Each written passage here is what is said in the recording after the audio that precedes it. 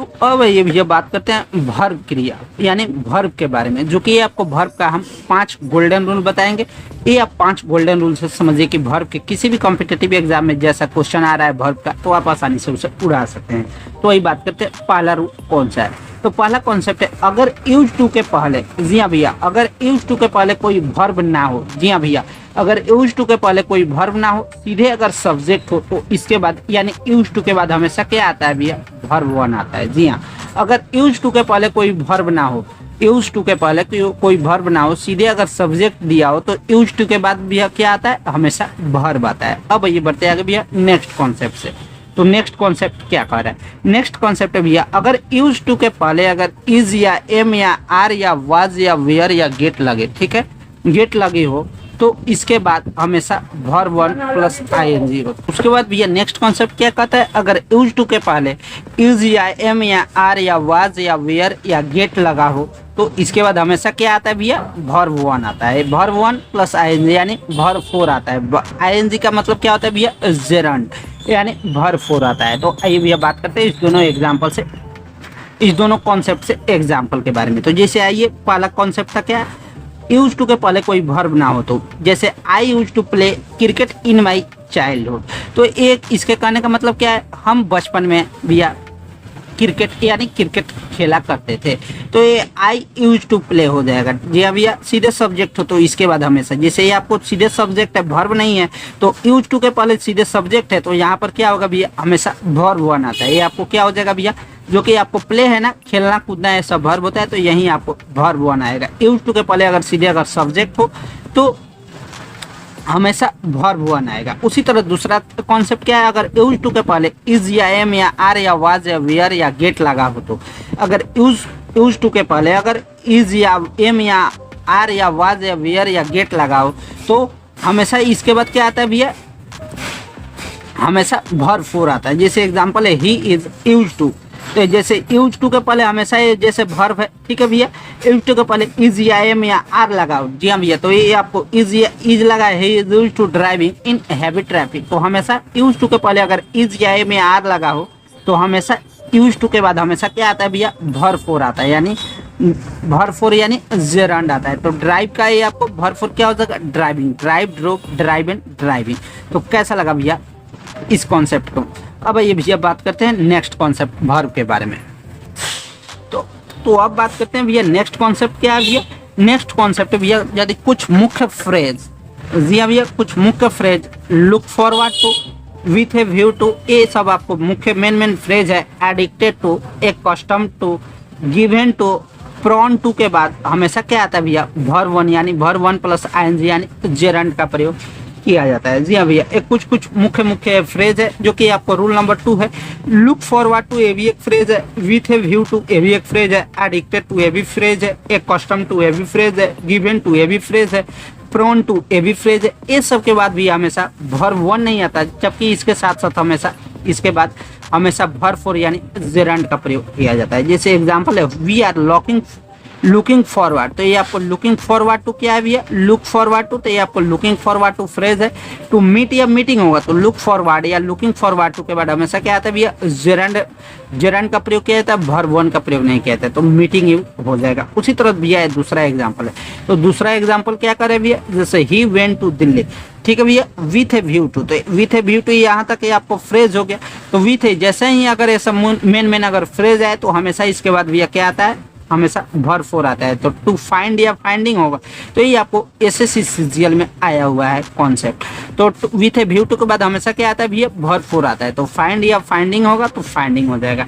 और इसके बाद हमेशा क्या भैया, इसके बाद छोड़कर ये सब जितना भी ये सब या फ्रेज है, look forward to, with a view to, addicted to, accustom to, given to, prone to, ये सब अगर फ्रेज छोड़ दिया जाए, तो इसके बाद जो भी आता है उसके बाद हमेशा इसके बाद छोड़कर सभी के साथ 2+V1 का प्रयोग किया जाता है। अब ये भैया बात करते हैं रूल नंबर 3 के बारे में, यानी ये आपको वर्ब 3 का मेन तीसरा कॉन्सेप्ट है, जिसमें हम पढ़ेंगे मेक या गेट के बारे में। मेक के भी बारे में पढ़ेंगे और गेट के भी बारे में पढ़ेंगे। तो आइए भैया बात करते हैं मेक।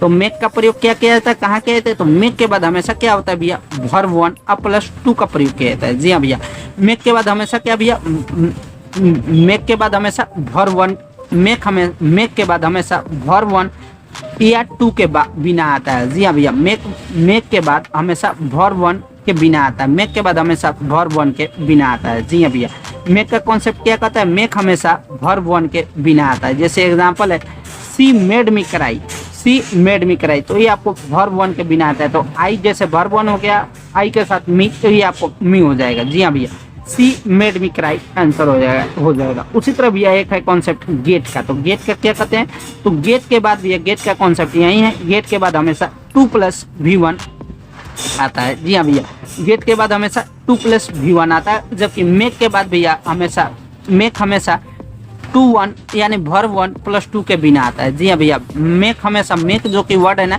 ये हमेशा भैया 2+V1 के बिना आता है, जबकि गेट हमेशा 2+V1 के बाद आता है। जैसे एग्जांपल है I got him to do या टू डॉज माई होमवर्क, तो गॉट है।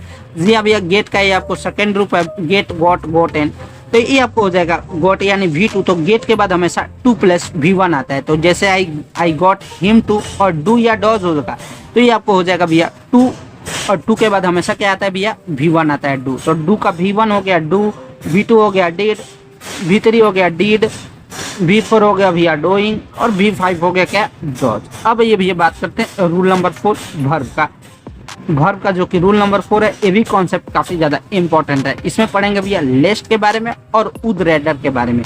तो लेस्ट के बाद लेस्ट आप हमेशा याद रखिएगा भैया, लेस्ट मीन्स क्या होता है, कहीं ऐसा ना हो कि, लेस्ट मीन्स क्या होता है, LEST, लिस्ट मीन्स क्या होता है भैया, कहीं ऐसा ना हो कि, LEST लिस्ट मीन्स होता है भैया कहीं ऐसा ना हो कि, जो कि लिस्ट क्या है भैया, निगेटिव वर्ड है। जी हाँ भैया, लिस्ट क्या है भैया, निगेटिव वर्ड है, और इसके बाद हमेशा शुड आता है। जी हाँ भैया, आप एक कॉन्सेप्ट आप याद रखिएगा, जो कि आपको SSC कि किसी भी कॉम्पिटेटिव एग्जाम में काफी ज्यादा पूछ लेता है, लिस्ट के बाद हमेशा शुड लगाना ही भूल जाता है एग्जामिनर, तो आप हमेशा शुड लगाइएगा, जो कि यही कॉन्सेप्ट एरर में दे देता है।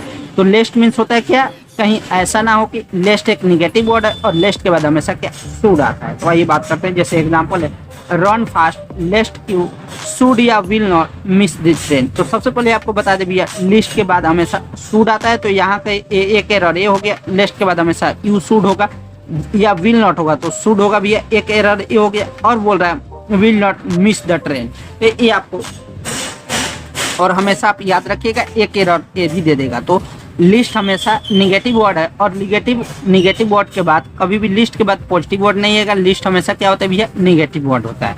अब ये भैया बात करते हैं वुड रेदर के बारे में, जो कि रूल नंबर 4 में हम पढ़ रहे थे लिस्ट और वुड रेदर, तो लिस्ट के बारे में पढ़ लिए। अब ये भैया बात करते हैं वुड रेदर के बारे में। तो वुड रेदर मीन्स क्या होता है, तो वुड रेदर मीन्स होता है भैया या तो चुनना नहीं तो पसंद करना। वुड रेदर मीन्स या तो चुनना या तो पसंद करना, और वुड रेदर के बाद हमेशा भैया क्या आता है, वुड रेदर के बाद हमेशा वर्ब वन आता है, वुड रेदर के बाद हमेशा वर्ब वन आता है। ये कॉन्सेप्ट आप याद रखिएगा भैया, वुड रेदर के बाद हमेशा वर्ब वन आता है। जैसे एग्जाम्पल है I would rather die than beg, I would rather die than beg, I would rather die than beg, यानी I would rather के बाद हमेशा क्या आता है भैया, वर्ब वन आता है, तो ये आपको डाई हो जाएगा। यहाँ पर ऑप्शन देता है एरर में डाइड या डाइंग या डाइज, तो ये आपको हमेशा याद रखिएगा भैया। इसके बाद वुड रेदर के बाद हमेशा क्या आता है, वर्ब वन आता है, तो ये आपको डाई हो जाएगा। अब ये भैया बात करते हैं नेक्स्ट कॉन्सेप्ट पे।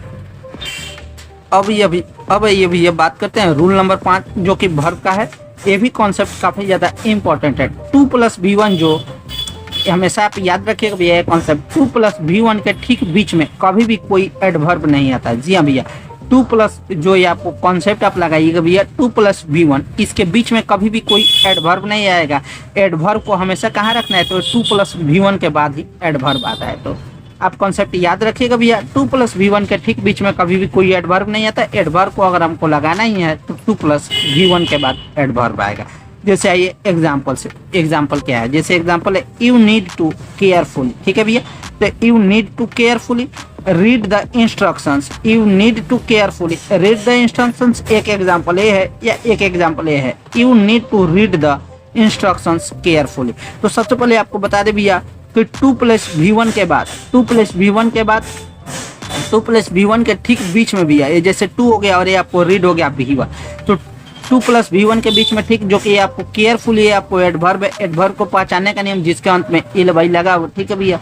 तो केयरफुली नहीं होगा, टू प्लस V1 के बाद इसमें एडवर्ब लगेगा। तो जैसे ए वाला एरर, एग्जाम्पल ए वाला आपको गलत है, इसका एरर ये हो जाएगा, you need to read the instructions carefully. You need to read the instructions carefully, यानी आपको इंस्ट्रक्शंस सावधानी पूर्वक से पढ़ना है, आवश्यकता है सावधानी पूर्वक पढ़ने का इंस्ट्रक्शन। तो कैसा लगा भैया वीडियो? ये आपको वर्ब चैप्टर का मेन 5 अति महत्वपूर्ण कॉन्सेप्ट था, जो कि ये आपको पढ़ना ही पड़ेगा एसएससी का अगर एग्जाम को अगर पास करना है। तो कैसा लगा भैया वीडियो?